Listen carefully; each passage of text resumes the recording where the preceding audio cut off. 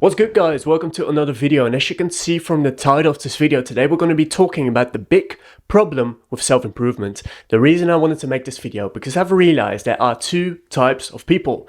Person number one is the person that is unable to improve their own life, and person number two is the person that is improving their life but doesn't know how to stop, and he's still unhappy and he's still chasing the next thing and pursuing the next thing. So before we're gonna kick this video off, guys, I want to start off with a little story that will make this idea a lot more clear for you. So when I was 18 years old, guys, I was depressed, I had no social skills, I felt like shit every day, I was very insecure, and I decided then and there to quit school at 18. And I flew to Australia with a group of a bunch of other people. And I remembered entering my first ever hostel. And when that happened, I didn't know how to speak to people. I didn't know how to open up a conversation with anyone. I didn't have any skills working wise. I didn't have any social skills. I'd lost all my muscle because I quit working out. So I was a bit at a low point, right? It was a very difficult time for me. But what I started to realize is that after a while, I started to improve. I started to upgrade my social skills. I started to build a better body for myself. I started to become more attractive. I started to make more money. And what I've realized is that, okay, wait, I'm improving my life right now.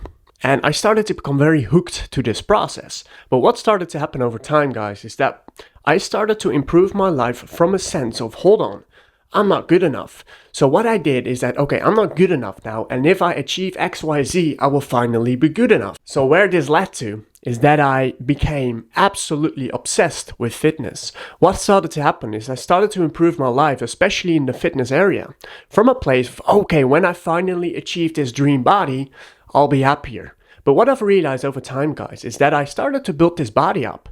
I built the best body I possibly could. I wasn't any happier, I wasn't any more confident, and nothing really changed for me.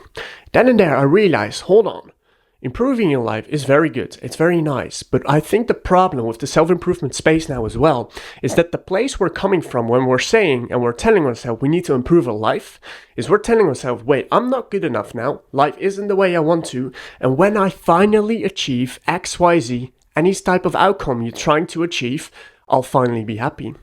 And as we know, and as we might be able to observe in the outer world, this place will never ever come.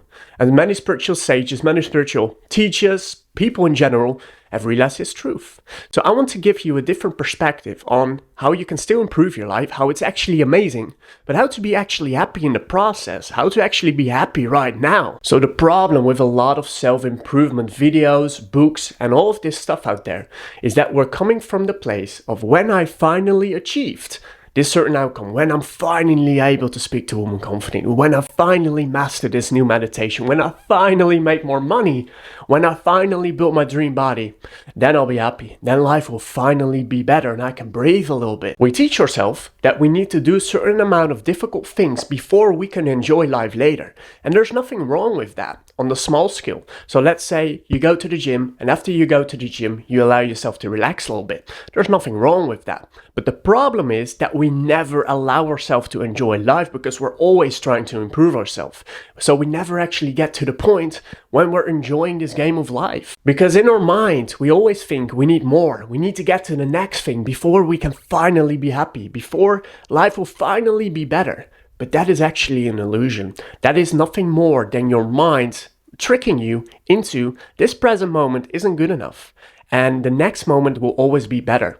This is what Eckhart Tolle calls your ego. This is the little voice in your own mind that is always telling you that the next piece of happiness is always just around the corner in the future when you finally achieve this certain outcome. But as you might know and as you might see from personal experience is that when you achieve something, you always want the next thing. Right? You always want the next thing again. The thing you thought that would make you happy might even make you happy for a certain period of time, but then you get bored of it or something changes and you don't like it anymore. So it's never permanent. And another word for this is the happiness syndrome. It's the idea that happiness is always just around the corner in the future. And that this moment is never perfect. This moment is never as it should be. It can always be better. You can always improve, right? How many times do you hear this? I'm never satisfied. I'll never be satisfied. The next moment is always better. This will make you miss the whole point of life. To enjoy this journey you're on, to find the joy in the process, because no outcome can ever fulfill you. And this is a mantra I've used for myself that has brought me so much inner peace and so much inner joy. Whenever I feel any anger or any sadness or any attachment to a desire or an outcome, I always tell myself, no outcome can ever make me happy. No outcome can ever give me any lasting fulfillment. What that does is this will shift my mind from the future to the present moment, and I will start to feel so much more joy in the moment in and of itself. And paradoxically, this is how you achieve your goals a lot easier as well, because you're no longer as attached to it. And this again connects to the law of attraction, because what the law of attraction will say is that you have to let go of the outcome and it will come into reality. And I've experienced this for myself again and again and again. So it's honestly a win-win, because the beauty is when you no longer need it, when you're already happy with the current present moments, the thing you want, not as bad anymore, comes to you so much easier. So here's a very practical example. Maybe you want to get a partner and you want it so bad, right? You're so needy for it. What's going to happen is when you go through your life and you have this burning desire, and now you start to talk to a potential partner, right? You find this person attractive. What starts to happen is that you give off a very needy energy, a very attached energy. And what does that do to people, right? It repels you. People don't want to be around needy people. It's actually very unattractive. So what you're doing is you're actually pushing away the exact thing that you want. Now imagine this, you have the intention of wanting a partner, but you already feel within yourself what it's like to have this. You already create the fulfillment and happiness within yourself without needing a partner. Paradoxically, this is how you attract a partner so much easier, because now you're no longer coming across as needy.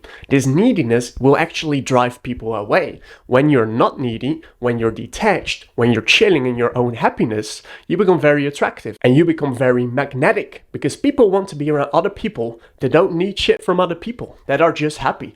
Who doesn't like happy people? They are very energizing, aren't they? So they become a lot more attractive. So they attract the things they want so much easier. So I'm currently at a point where I still self-improve, where I love to improve my life. I love to improve my skill set. I love to become more, right? As this freaking person avatar we are right now.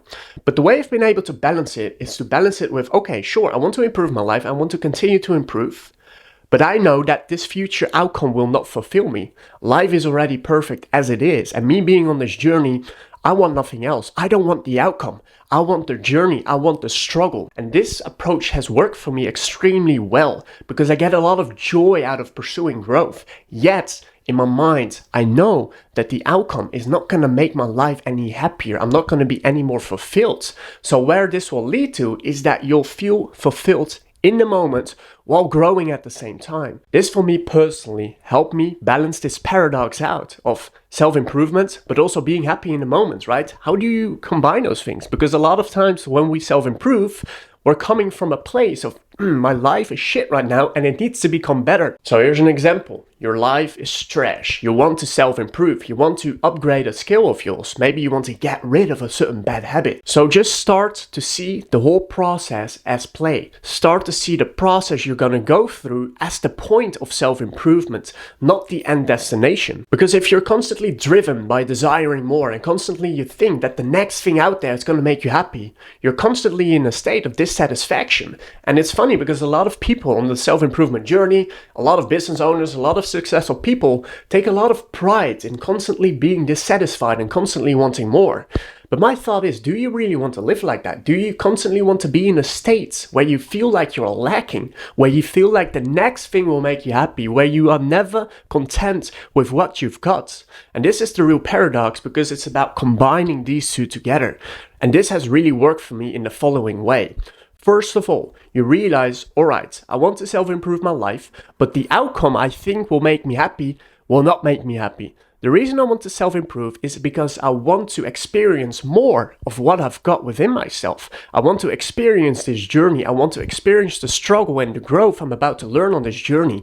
That is the fulfillment. And that fulfillment is right here and right now. So a very practical example to do that is to start being grateful throughout the day. You can start off with feeling grateful in the morning, doing a gratitude meditation, and you can finish the day off with just taking 1 minute to be grateful for certain things. Write down a few things you're grateful for, and that will help you zone in on the present moment and realize that, hold on, the next thing isn't necessarily going to make me happy, but man, I love being on this journey, and I love the fact that tomorrow I'm waking up and I'm just going to push 1% further, 1% closer to this goal. Because what you will realize is that once you achieve the goal, it's no longer as fun. It's all about the process. And I know you've probably heard this so many times, but to truly integrate this in your daily life is a different story. A lot of people say, enjoy the journey, enjoy the process, but very few people truly integrate it in their day-to-day life and truly live from this place. Like, don't get me wrong, like striving for something more is extremely fulfilling and extremely satisfying, because what the author Maxwell Maltz from the book Psycho-Cybernetics said